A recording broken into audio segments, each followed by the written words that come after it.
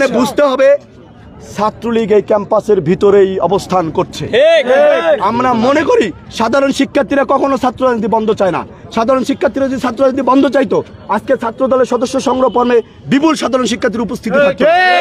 আজকে সাধারণ শিক্ষার্থীরা স্বতঃস্ফূর্তভাবে এখানে সদস্য ফর্ম সংগ্রহ করেছে। সাধারণ শিক্ষার্থীরা ইভেন নারী শিক্ষার্থীরা এখানে মতামত দিয়েছে, তারা গণতন্ত্রের পক্ষে মত দিয়েছে।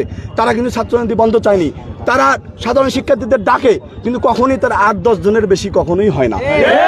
ঘুরে ফিরে ওই 8-10 জন কুচক্রিমল যাদের অতীতের পরিচয় ছিল ছাত্রলীগের, যারা ছাত্রলীগের ছায়াতলে ছিল, এখনো বিভিন্ন সংগঠনে তারা গোপনে অবস্থান করছে। তাই আমরা মনে করি এখানে সাধারণ শিক্ষার্থীর নাম যারা ব্যবহার করছে, আমরা সাধারণ শিক্ষার্থীরা সহ ছাত্রদল সাধারণ শিক্ষার্থীদেরকে সাথে নিয়ে এদেরকে প্রতিহত করবে সামনে। এদের এই চেতনার ব্যবসা আর এই বিশ্ববিদ্যালয় আমরা চলতে দিব না। ঠিক আছে। বাংলাদেশ জাতীয়তাবাদী ছাত্রদল বেগম রোকেয়া বিশ্ববিদ্যালয় শাখার বিশ্ববিদ্যালয়ের শিক্ষার্থীদের নিয়ে আমরা কত সুন্দরভাবে প্রশাসনের সিদ্ধান্তকে মান্য করে আমরা বাহিরে সুন্দর সুশৃঙ্খলভাবে আমাদের কর্মসূচি পালন করেছি, সদস্যপদ ফর্ম বিতরণ কর্মসূচি।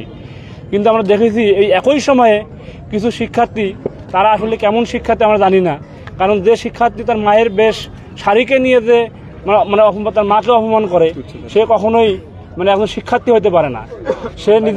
সে নিজের মনে নারী বিদ্বেষী যে লালন করে, সেই লালনটা সে প্রকাশ্যে সে নিয়ে আসতেছে। তাদের হাতে তাদের কাছে কখনোই কোনো নারী শিক্ষার্থী নিরাপদ না। আমরা চাই ক্যাম্পাসকে নারীদের নিরাপদ ক্যাম্পাস করার জন্য এই সব শিক্ষার্থী যারা মায়ের জাতিকে নিয়ে অপমান করে, তাদেরকে দ্রুত সময়ের মধ্যে বহিষ্কার করা হয়। অন্যথায় বেগম রোকেয়া বিশ্ববিদ্যালয়ের ছাত্রদল তাদের বহিষ্কারের জন্য সাধারণ শিক্ষার্থী, নারী সবাইকে নিয়েই আন্দোলন গড়ে তুলবে। আমার নাম মোহাম্মদ রাশেদ মন্ডল, আমি সদস্য সচিব বেগম রোকেয়া বিশ্ববিদ্যালয়।